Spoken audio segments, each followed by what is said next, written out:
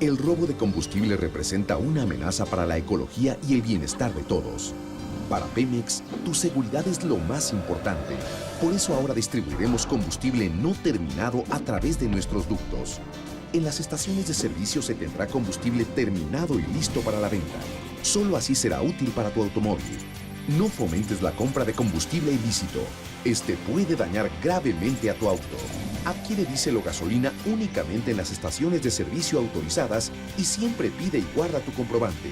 Recuerda, con tu ayuda prevenimos el delito. Pemex.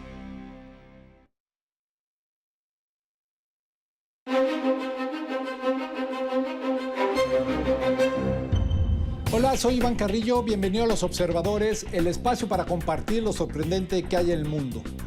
Más de la mitad de los mexicanos padece sobrepeso u obesidad y esto, además de un grave problema de salud pública, tiene un impacto negativo en la productividad del país. Vamos a platicar con Fátima Mace, consultora del Instituto Mexicano de la Competitividad, que nos platica cómo cada año se pierden hasta 400 millones de horas laborales a causa de esta epidemia. Esto es Los Observadores.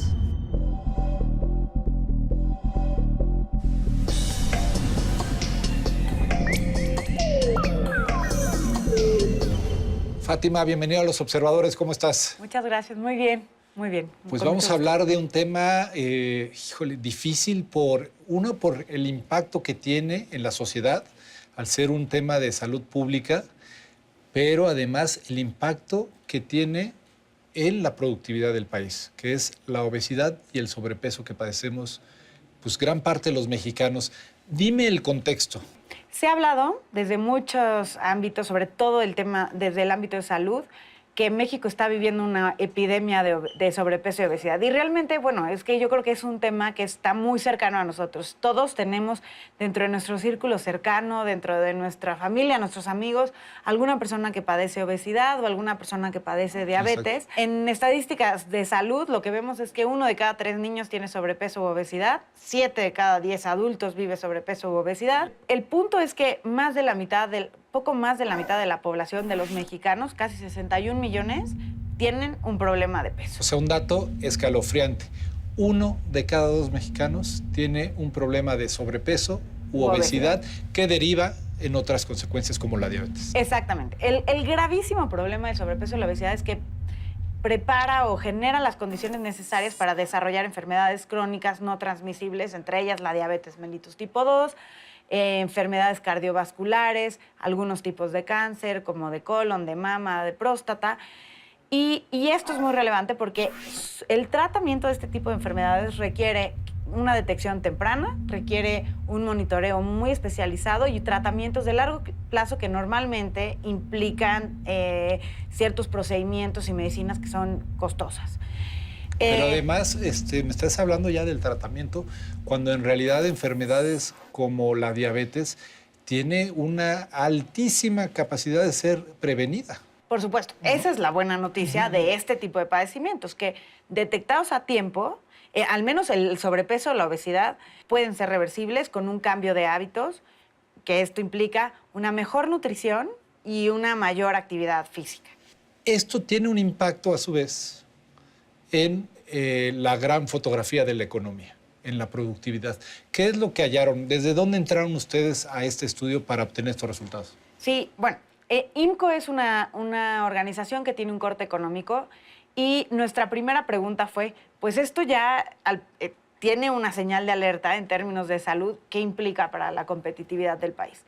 Y de primera instancia lo que estábamos convencidos es que reduce la competitividad del país. Primero porque genera mayores gastos al erario público para el tratamiento de estas enfermedades que normalmente es costoso. En segundo lugar, reduce la productividad de los trabajadores y ya hay señales. Coparmex el año pasado sacó una nota en donde dice que sus empresas pierden alrededor de 11.500 millones de pesos solo por el tratamiento de las enfermedades crónicas. Eso en el sector privado. Por el ausentismo laboral, exactamente. Y en tercer lugar, es que este tipo de enfermedades reducen la calidad de vida de las personas y normalmente implican mayores gastos de bolsillo. O sea, las familias, aunque tengan acceso a las instituciones de salud, normalmente tienen que desembolsar una cierta parte, ya sea por los largos tiempos de espera o por la compra de ciertos medicamentos. Y cabe resaltar que México es el primer país de la OCDE con el mayor gasto de bolsillo en términos de salud. Entonces esto ya nos pone en una situación alarmante. Lo que hicimos fue construir una especie de calculadora con la que identificáramos el impacto en salud de este problema, que por falta de información solamente pudimos medir la diabetes mellitus tipo 2, atribuible específicamente al sobrepeso y a la obesidad. Y por otro lado, una vez que teníamos estos indicadores de salud, que eran muertes y casos de diabéticos, seguimos para evaluar a cuánto ascendían los costos sociales de estos casos. Es una primera parte y faltaría explorar, y me encantaría decirlo desde ahorita, las otras dos. Bueno, vengan los números. Vamos a la realidad de este impacto negativo en la productividad, sobrepeso y obesidad en México. Bueno, lo que encontramos en términos de salud, lo primero fue, cada año se registran 59,000 muertes por diabetes atribuible al sobrepeso y a la obesidad. Lo impactante de este número es que 45% de estas muertes son personas que están en edad productiva. Son personas que puedes sacar de la economía familiar y que seguramente sus familias van a quedar con este estrago económico enorme. Y eso que aquí hay un supuesto muy conservador en el que para nosotros una persona después de los 65 años ya no aporta a la economía. Eso no necesariamente pasa, pero esa es la edad de retiro y por lo tanto es factible asumir que a partir de ahí su productividad va a decrecer rápidamente. El segundo dato que nos llamó muchísimo la atención fue que en México tenemos ahorita casi 8.6 millones de diabéticos por sobrepeso y obesidad. Lo más impactante de este dato es que la mitad de estas personas sabe que tiene diabetes y por lo tanto lleva un cierto tratamiento, pero el resto de los diabéticos, que son un poco más de 4 millones de personas, no sabe que tiene diabetes. Esta cifra es alarmante porque estas personas que no lo saben, cuando lleguen al hospital seguramente lo harán porque ya tienen una complicación que es más difícil de tratar, como pie diabético, visión disminuida. Lo que los pondrá en una renal. situación muy difícil a ellos y a sus familias y en un gasto exacerbado. Hicimos una simulación a nivel individual en donde teníamos a 2 personas tipo, un adulto de 45 años obeso con prediabetes. La prediabetes es el estado previo a la diabetes que es reversible. Ya empiezas a tener niveles de azúcar altos, pero todavía con dieta, ejercicio y buen control metabólico puedes regresar a niveles normales. Es el momento de actuar. Si uno le hiciera caso a su cuerpo, en ese momento hay que actuar. Exactamente, ahí es en donde habría que intervenir.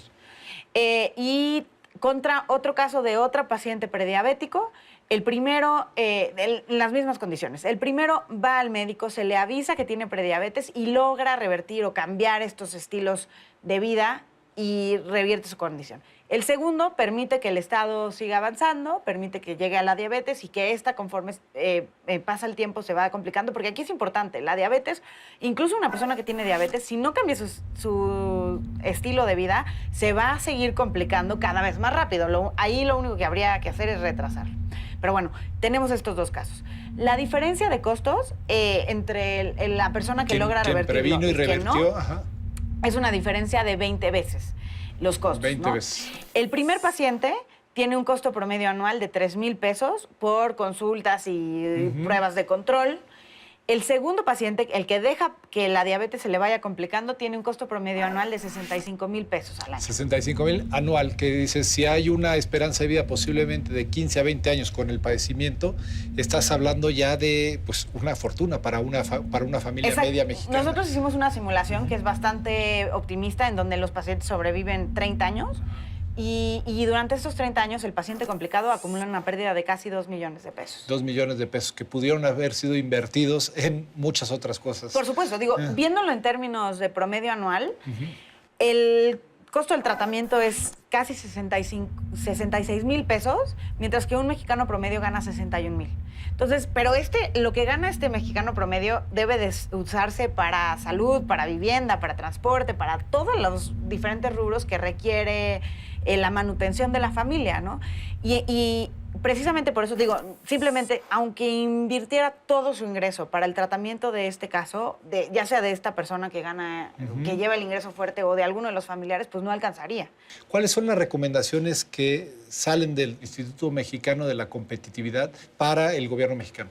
Bueno, de entrada, los costos agregados, porque a nivel familiar son impactantes, pero a nivel agregado también lo son, ¿no?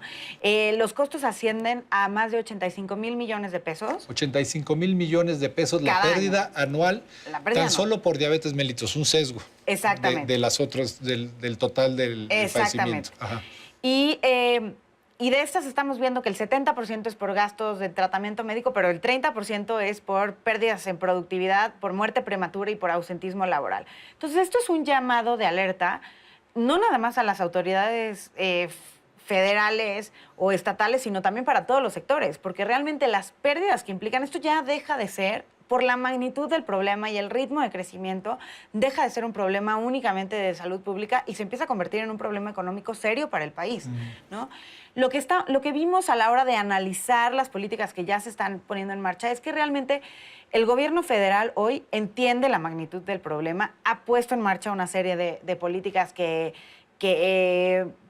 buscan atacar este problema y entre ellas te puedo listar el impuesto sobre bebidas y alimentos de alto contenido calórico que ha superado en más de 10 mil millones de pesos la recaudación esperada para 2014.